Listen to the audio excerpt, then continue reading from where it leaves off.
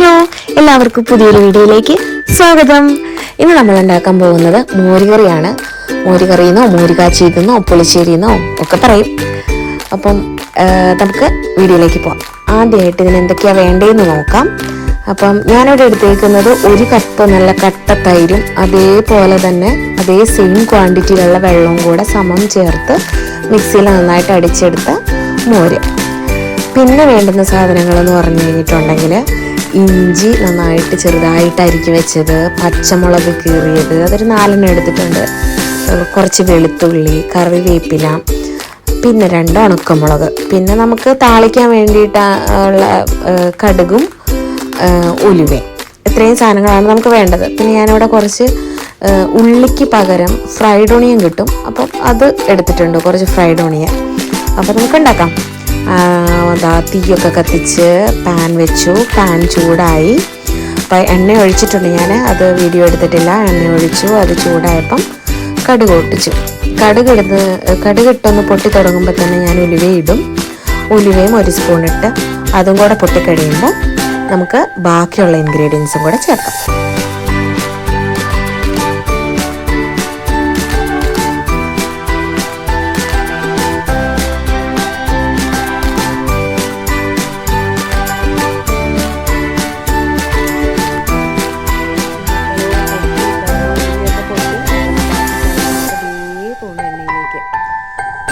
ഇതെല്ലാം കൂടെ ഇട്ട് നന്നായിട്ട് ഒന്ന് നല്ല മൂപ്പിച്ചെടുക്കണം. അപ്പോൾ അതിനായിട്ട് കുറച്ച് ഉപ്പും കൂടെ ചേർക്കുന്നുണ്ട്. ഉപ്പ് ഞാൻ മോരിൽ ഓൾറെഡി മോരാക്കിയിട്ട് അതിനകത്ത് ഇട്ടത് കൊണ്ട് ഈ മിക്സിങ്ങിന് വേണ്ടുന്ന ഉപ്പ് മാത്രമാണ് ഇതിനകത്തോട്ട് ചേർക്കുന്നത്.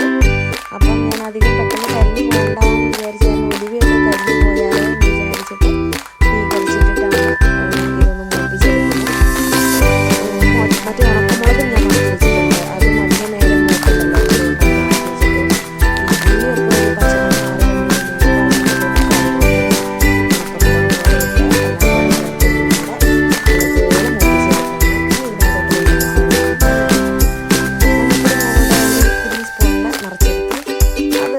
നല്ലപോലെ, കാരണം മോരിച്ചിരി അതുകൊണ്ട് അത് നല്ലപോലെ ആക്കിയെടുത്തു. എന്നിട്ട് അതും അതിൻ്റെ പച്ചമണം മാറുന്നത് വരെ നമുക്കൊന്ന് മൂപ്പിച്ചെടുക്കാം.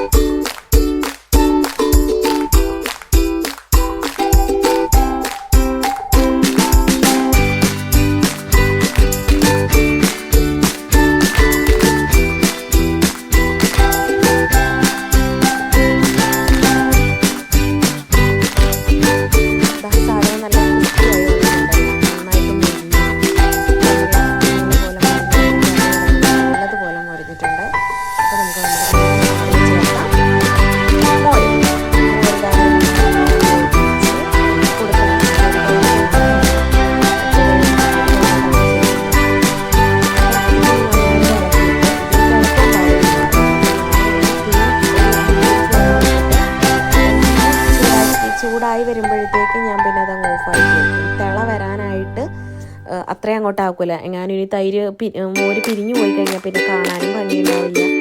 ടേസ്റ്റിന് വലിയ മാറ്റമൊന്നും വരില്ല എന്നാണ് എൻ്റെ അനുഭവം. പക്ഷെ കാണാൻ എനിക്കുണ്ടാവില്ല. അതുകൊണ്ട് ഞാൻ അധികം തിളപ്പിക്കാൻ അധികം ചൂടാക്കാനോ ഒന്നുമില്ല. ചെറിയൊരു ചൂട് വന്നതോടുകൂടിയിട്ട് സ്റ്റവ് ഓഫ് ചെയ്ത് വെച്ചു. അപ്പം അടുത്തൊരു വീഡിയോയിൽ